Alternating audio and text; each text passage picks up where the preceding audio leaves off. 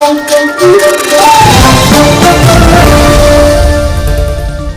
Textile minister आहे. इथल्या लोकांची खूप अपेक्षा आहे की इथल्या MIDC मध्ये काहीतरी मोठा प्रोजेक्ट आला पाहिजे.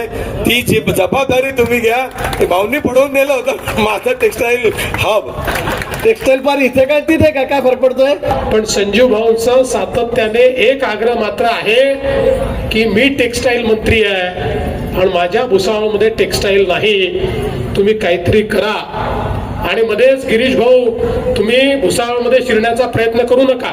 बाजूलाच तुम्ही जामनेरला या. तर तुम्ही सूतगिरणीच्या बाबतीत सांगितलं सावकारे साहेब, आपलं भुसावळ जामनेर काही लांब नाही,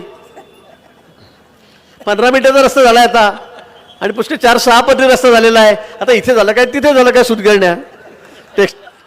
टेक्सटाईल पार इथे काय तिथे काय फरक पडतोय. आपण सगळे एक आहोत. सबका साथ, सबका विश्वास, सबका विकास हे आपलं ब्रीदवाक्य आपल्याला पंतप्रधानांनी दिलेलं आहे.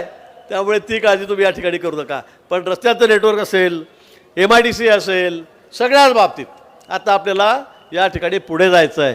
हे सगळं वातावरण दूषित झालेलं आहे, ते सगळं संपवायचं आहे. आपण बाजूला जामनेरला आलं तर जामनेर आपलं कसं आहे, हां जकास. पण संजीव भाऊंचा सातत्याने एक आग्रह मात्र आहे की मी टेक्सटाईल मंत्री आहे आणि माझ्या भुसावळमध्ये टेक्सटाईल नाही, तुम्ही काहीतरी करा. आणि मध्येच गिरीश भाऊ तुम्ही भुसावळमध्ये शिरण्याचा प्रयत्न करू नका. म्हणजे तसं शिरा, तुम्ही त्या रस्त्यावरच तुम्हाला शिरावं लागेल, तुम्ही आमचे नेतेच आहात. पण तुमचा उद्योग वेगळा म्हणजे टेक्सटाईलचा आणि यांचा उद्योग वेगळा.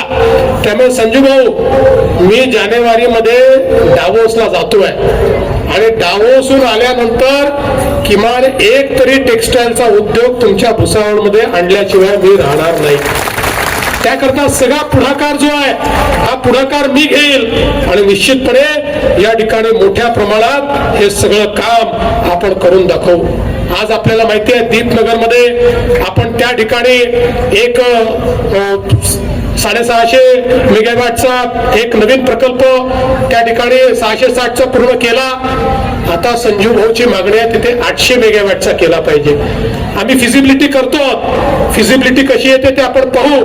पण संजीव भाऊ आजपर्यंत तुम्ही ज्या ज्या मागण्या केल्या त्या मागण्या मी मान्यच केल्या आहेत.